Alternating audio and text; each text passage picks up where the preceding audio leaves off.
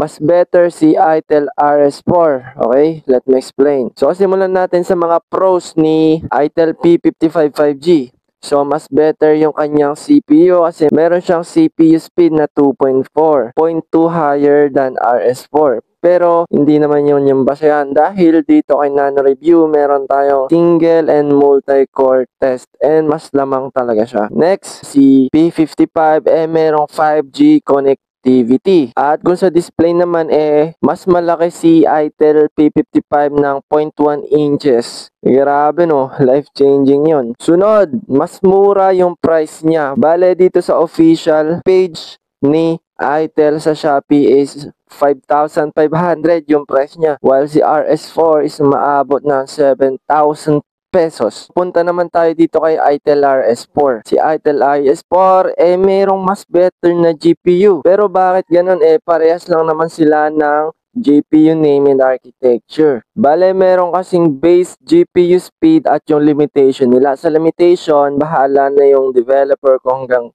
saan yung lilimit nila. Pero ang base netong GPU na to is 950 MHz.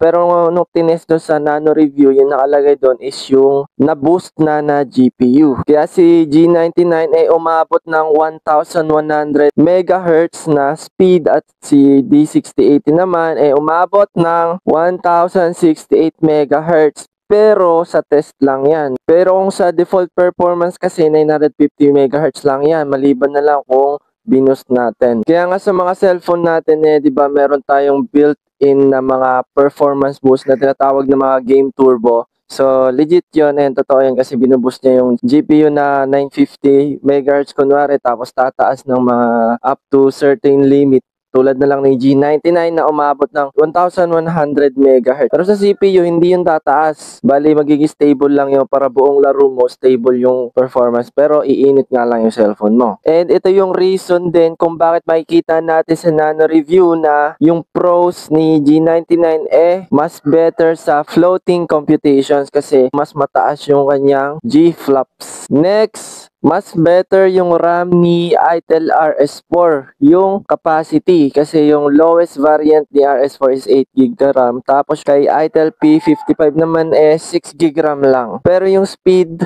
or yung bandwidth is konti lang yung lamang, 0.1. Pero guys, etong 6GB of RAM is good enough for daily usage. Kasi meron akong 6GB na phone.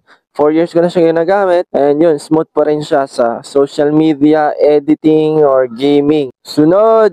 So, mas mataas yung refresh rate ni RS4. Ito yung isa sa mga magagandang pros niya kasi 90 to 120 Hz, ang laki ng difference nun. Sunod naman, mas better din yung battery charging netong RS4 kasi meron siyang 45 watts. Tapos si P55 18 watts lang siya. At saka stereo na rin pala yung speaker netong RS4, meaning meron siyang physical na speaker dito sa kaliwa at sa kanan niya usually. Bale, maganda yan pang gaming, ASMR, ganyan. So, yun yung mga pros ni Itel RS4. Pero dito sa ibang specs niya, tablado naman na sila. Tulad na lang nung sa display, pares silang IPS. Tapos, yung pares na rin silang Android 13. Pagdating naman sa camera, hindi maganda yung camera nila. Or sabihin na lang natin na good for the price. Kasi itong camera ni Itel, yung video recording, medyo sharp. Tapos, unstable. And tsaka, wag mo sabihin na bibilhin mo tong phone na to, tong dalawang to, dahil sa camera nila.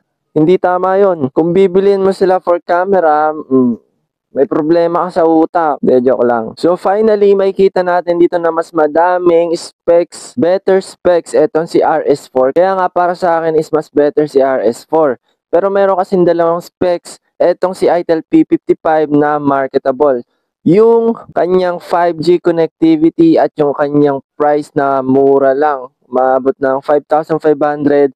At meron pa nga yung isang price niya na umabot siya ng 4,999 lang. Siyempre, Pilipino tayo. Kung mura and kaya namang gamitin in daily usage, di yun yung pipiliin natin. Etong si Itel P55 5G. Pero kung parehas lang yung price nila, dito ako kay Itel RS4. Mas madami siyang better specs kaysa kay Itel P55. Masasabi kong mas better yung performance dahil doon. Okay, that's all. Goodbye!